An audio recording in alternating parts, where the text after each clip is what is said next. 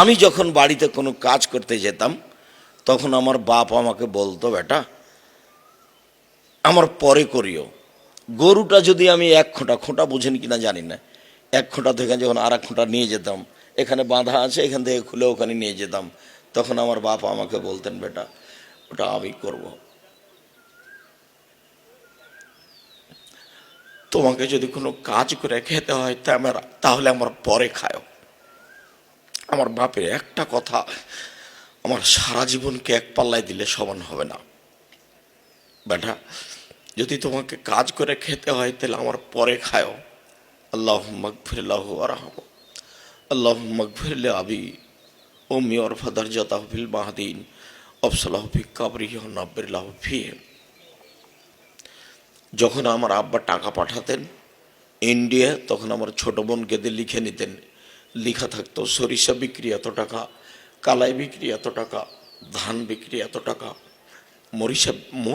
মসুরি বিক্রি এত টাকা, মোট 1000 টাকা পাঠালাম। 7-8 দিন যাবৎ আমার এই খেয়াল থাকতো, আমার আব্বা 1000 টাকা জমা করতে অনেক পরিশ্রম করেছে।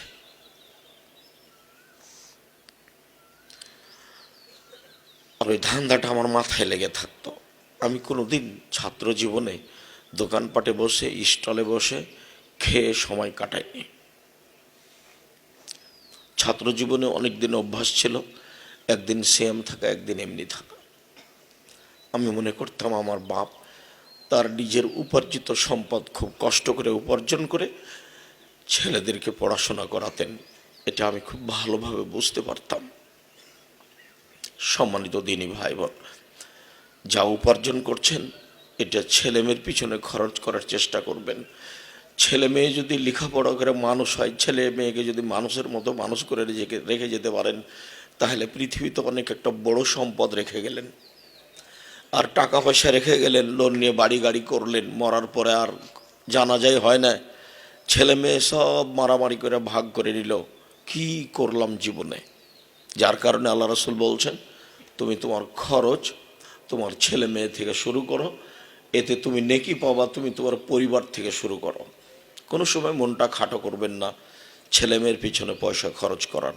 ছেলে মেয়েকে মানুষ করতে হবে মানুষের মতো মানুষ। 25 থেকে 30 বছর যাবৎ প্রাণপণে চেষ্টা করবেন। 25 থেকে 30 বছর যাবৎ চেষ্টা করার পরে ভাববেন যে কি হলো। বাচ্চা ভর্তি করে পরের দিনই দেখলেন বাচ্চা দৌড়াদৌড়ি করছে, কিছু শিখেনি, তো মনে করলেন যে আব্দুল রাজ্জাক সাহেবকে ভালোবেসে প্রতিষ্ঠানে ছেলে দিয়েছিলাম, কি শিখলো? কিছুই শিখেনি। আবদুল্লাহ 4.5 বছর বয়সে বাংলা ইংরেজি পড়তে পারতো, 14 বছর বয়সে দাখিল পরীক্ষা দিয়েছে। 93-এর শেষে জন্ম, প্রায় 30 বছর পড়াশোনা করছে, এখনো করছে। এক শিক্ষক তার একটা নাম্বার দিয়েছিল 101, তখন আর শিক্ষকরা বলছেন, আব্দুস সামাদ সালাফি স্যার এত 100-র উপরে নাম্বার হয় কেমনে? তো বলছে যে দেখো, বহু খাতা আমার জীবনে আমি দেখেছি, তাতে আমি 100 নাম্বার দিয়েছি। তো আমার জীবনে শিক্ষক হিসেবে যত খাতা দেখেছি তার চেয়ে যেটা আমার কাছে ভালো হলো, তো আমি এখন কি করব, তাই আমি 101 নাম্বার দিয়ে দিয়েছি। তো তারপরে তো আবদুল্লাহ পড়ছে, এখনো পড়ছে। আমরা কোনো সময় চিন্তা করি না কখন পড়া শেষ করবে, কখন কাজে লাগবে, এটা চিন্তা করি না। আপনি বাচ্চাটা ভর্তি করেই পরের দিন দেখলে মারামারি করছে বা যা শিখে এসে সেটা ভুলে গেছে, তখন মনই খারাপ, সে আমি আমার বাচ্চাকে যা শিখিয়েছিলাম সেটা তো ভুলে গেছে আমার বাচ্চা। না, কি হলো এখানে? এমনি যখন 4-5-এ পড়ছিল, 1-2-এ পড়ছিল, তখন 2-3টে বাক্য শিখিয়েছে যে হেড মানে মাথা, হ্যান্ড মানে হাত। তখন এসে দেখছে যে জিজ্ঞাসা করেছে হেড মানে কি, তখন ভুলে গেছে। তো বলছে আরে তুই যেটা মুখস্থ করেছিলি এখানে ভুলে গেলি। আমি একদিন আবদুল্লাহকে 5-6 বছর বয়সে, কি 6-7 বছর বয়সে, ওই হ্যান্ড মানে হাত, হেড মানে মাথা এরকম বলছি, তো ওর আম্মা হেসে উঠে বলছে, শোনেন, মাইকেল মধুসূদন দত্ত লন্ডনীদের হারিয়ে দেব বলে ইংরেজি শিখে লন্ডন গেছিল, তা আপনি কি মনে করেন মাইকেল মধুসূদন দত্ত 6 বছর বয়সে ইংরেজি শিখেছিল? কবি জসীমউদ্দিন বিকালে তার মাকে 1 ডালি গোবর উপহার দিত, 1 ডালি গোবর। তার মানে কবি জসীমউদ্দিন গোবর কুড়াতো ওই মাঠে ঘাটে গরু চড়ছে, সেই গরুর গোবরগুলো নিয়ে এসে বাড়িতে জমা করত। তারপরে কবি জসিমউদ্দিন। তো ধৈর্যের পরিচয় দিতে হবে আমাদের শেখ জনাব ডক্টর জায়েদ আল জোহানি। বহু হাদিসে জোহানি বংশের এসেছে কথা। কালকে যেমন একটা হাদিস বলছিলাম যে আমর ইবনে মুররা আল জোহানি, আমর ইবনে মুররা আল জোহানি বলছেন যে একটা লোক নবীর কাছে আসলো। আবার এসেছে জায়েদ ইবনে খালিদ আল জোহানি, জায়েদ ইবনে খালিদ আল জোহানি বলছেন আল্লাহর নবী বলেছেন কে যদি সুন্দর করে ওযু করে, 2 রাকাত সালাত আদায় করে, অতীতের সব পাপ ক্ষমা। ইনি হলেন জোহানি বংশের মানুষ। আর জোহানি বংশের মানুষ নয়, শুধু সর্দার, এবং বাঙালি ছাত্রদেরকে খুব ভালোবাসতেন। তাই আকরামুজ্জামান বিন আব্দুল সালাম আরও অনেকে বলেন যে আমার খুব শ্রদ্ধেয় শিক্ষক ডক্টর জায়েদ আল জোহানি, যিনি আপনাদের জামিয়া সালাফের শিক্ষক। তো বলছিলাম ছেলেমেয়ের পিছনে খরচ করবেন আর তাড়াতাড়ি সিদ্ধান্ত নেবেন না যে কিছুই শিখলো না, এইটা মনে করবেন না। একটু সময় নেন, যা শিখেছিল সেটা ভুলে গেছে, সেই জন্য মন খারাপ করলেন আর বললেন আব্দুর রাজ্জাক বিন ইউসুফের প্রতিষ্ঠানে দিয়েছিলাম, কিছু শিখলো না, যে স্বাদে এসেছিলাম সে স্বাদ পূর্ণ হলো না। একজন গার্জেন মাঝে মধ্যে আমাকে বলে যে এই নেই সে নেই, তা আমি হাসি আর একটু থামি যে লেখাপড়া কি অতই সহজ? সময় লাগবে। জোকাউন হিরসুন বুলগা, জোকাউন হিরসুন বুলগা, কালকে যে বলা হচ্ছিল জোকাউন হিরসুন বুলগা। জোকা মেধা থাকতে হবে, হিরস লোভ থাকতে হবে, বুলগা বয়স হতে হবে, 20, 25, 30 বছর বয়স হতে হবে।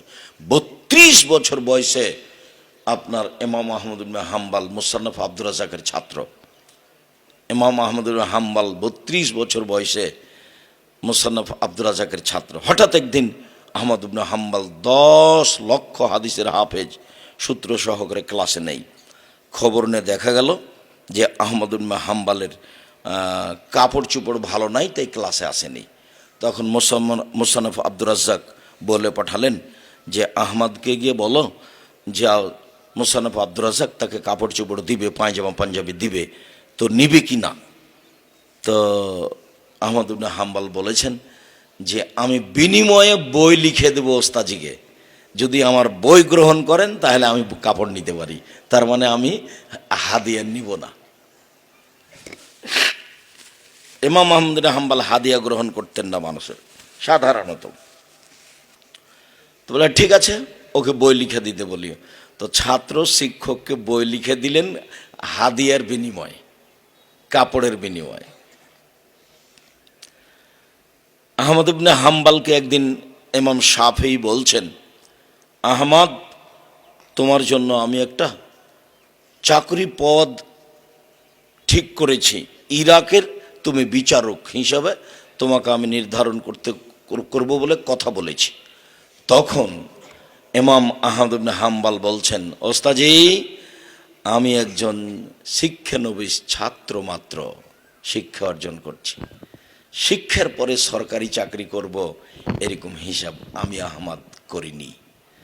তখন ইমাম শাফেঈ বলছেন, মোহাম্মদ বিন ইদ্রিস শাফেঈ, আহমদ তুমি যে আমার ছাত্র এটা আমার গর্ব, তোমাকে চাকরি করা লাগবে না, তুমি যে আমার ছাত্র এটা আমার গর্ব। পৃথিবীবাসী বলবে আহমদ ইবনে হাম্বালের শিক্ষক ইমাম শাফেঈ,